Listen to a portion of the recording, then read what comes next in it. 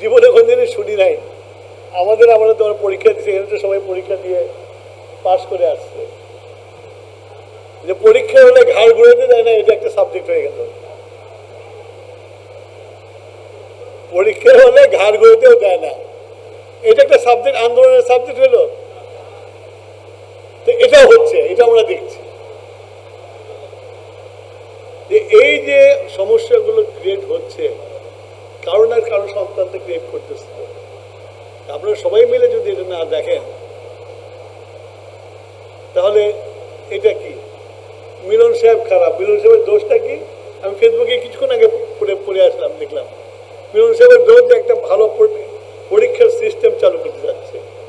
মিলন সাহেবের দোষ হলো উনি যাতে কেউ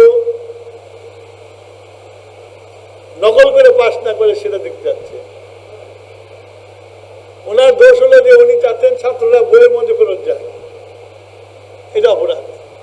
সেই জন্য ওনাকে কি বলে পদত্যাগ করতে হবে।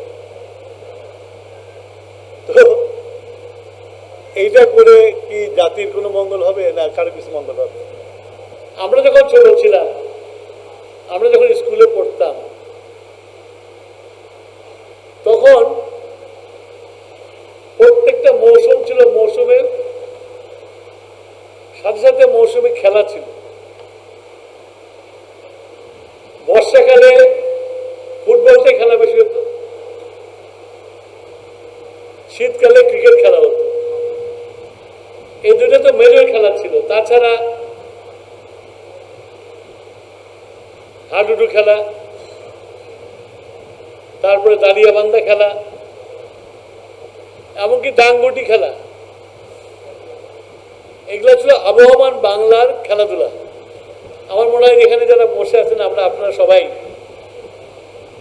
এটা করেছেন আপনারা, কিন্তু আজকে তো দেখা যায় না। এই যে আমার বোনেরা যা বসে আছে, তারাও ছোটবেলায় এক্কা দুক্কা খেলতো, গোল্লা ছুট খেলতো, এগুলো এখন আর দেখা যায় না। এই যে খেলাটা উঠে যাওয়ার জন্যই কিন্তু আজকে সমাজে এই অবক্ষয়টা শুরু হয়েছে। আমরা ছোটবেলায় পড়েছি, বইয়ে পড়েছি যে জাতির শিশুদের, যুবকদের স্বাস্থ্য ভালো না হয়, সেই জাতির স্বাস্থ্য ভালো হয় না।